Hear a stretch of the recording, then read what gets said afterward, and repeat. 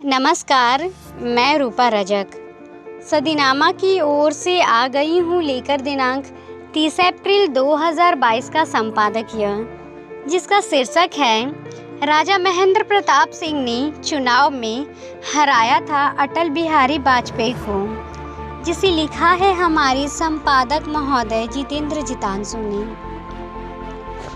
हमारे देश में चुनाव एक राजनीतिक मुद्दा बन गया है। आए दिन हार जीत तो चलती ही रहती है। अब देख लो, राजा महेंद्र प्रताप सिंह ने चुनाव में अटल बिहारी वाजपेयी को हरा दिया। इन्होंने निर्भल समाचार पत्र की स्थापना कर भारतीयों में स्वतंत्रता के प्रति जागरूकता लाने का प्रयास किया। वे विदेश में भी गए और कई देशों से भारत की स्वतंत्रता के सहयोग के लिए मदद मांगी। वे आज़ाद हिंद फौज भी बनाई और अखंड भारत के प्रथम राष्ट्रपति के मानक पद पर आसीन हुए। और जानते हैं इस संबंध में आगे क्या कहते हैं हमारे संपादक महोदय। महेंद्र प्रताप का जन्म 1 दिसंबर 1886 को मुरशान के राजा बहादुर घनश्याम सिंह के यहाँ खड़ग सिंह के रूप में हुआ। बाद में उन्हें हासरत के राजा हरिनारायण सिंह ने गोद ले लिया व उनका नाम महेंद्र प्रताप रखा। उन्होंने निर्भल समाचार पत्र की स्थापना की व भारतीयों में स्वतंत्रता के प्रति जागरूकता लाने का काम किया। वे विदेश गए, कई देशों से भारत की स्वतंत्रता के लिए सहयोग मांगा और इसके बाद काबुल, अफगानिस्तान में देश की प्रथम आज़ाद हिंद सरकार की स्थापना की। वहां आज़ाद हिंद फौज बनाई और अखंड भारत के प्रथम राष्ट्रपति के मानक पद पर आसीन हुए। लेकिन वह आंतरिक विद्रोह के कारण उनका उद्देश्य वहां कामयाब न हो सका, तो उन्होंने देशरी फौज के लिए तैयारियां शुरू कर दी।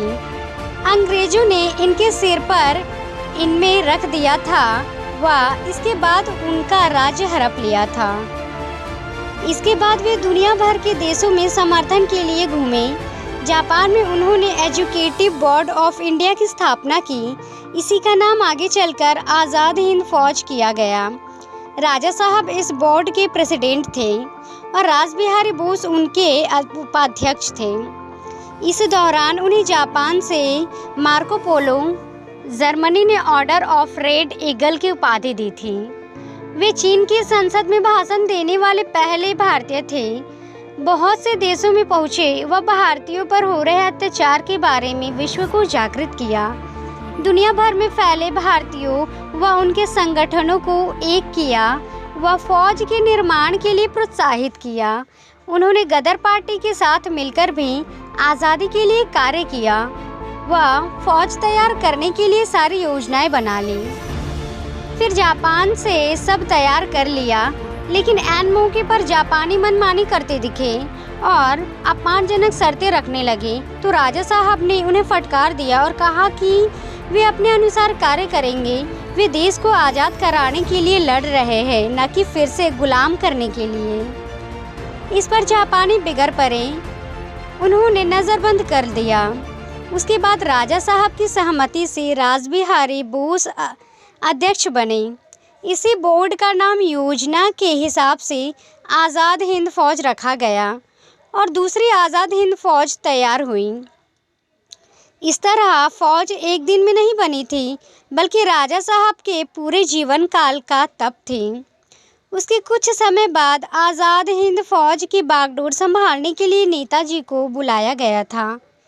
वे विश्व युद्ध में अंग्रेजों का साथ देने के विरुद्ध थे और उन्होंने इस पर गांधी जी का विरोध किया।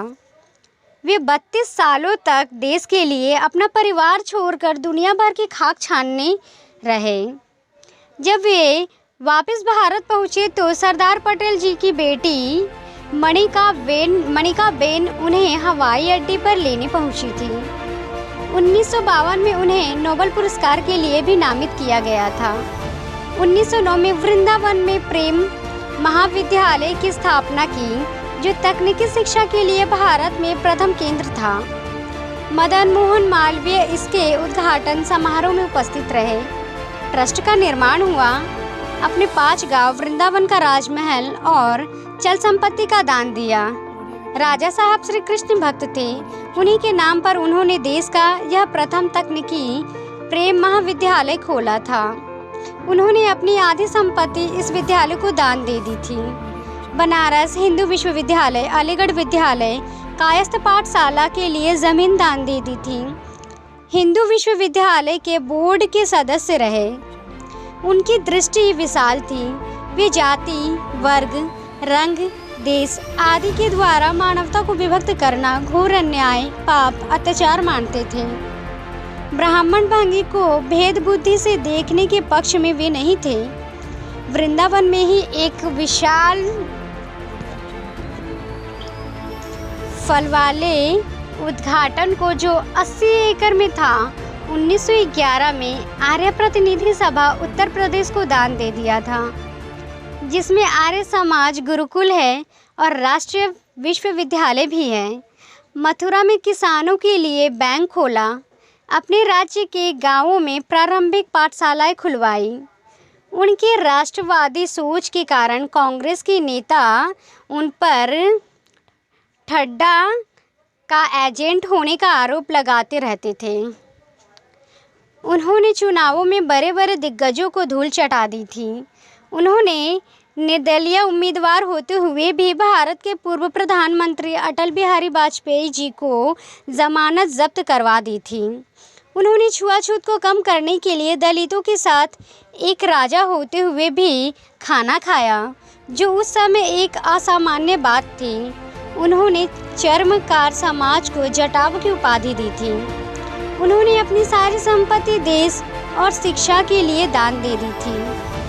अपनी अफगानिस्तान यात्रा के दौरान प्रधानमंत्री मोदी जी ने भी अपने भाषण में इनको नमन किया था।